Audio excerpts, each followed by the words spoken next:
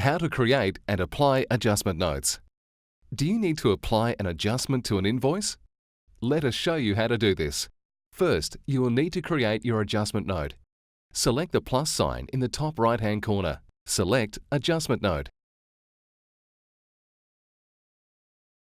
Enter in the customer and other required details. Once completed, press Save and Close. Next, select Sales on the left-hand menu. Click on Customers and select Relevant Customer. Select the invoice you need to apply the adjustment note to.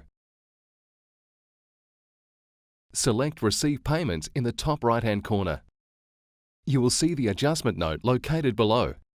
Tick the adjustment note, then select Save and Close. The adjustment note is now applied to the invoice.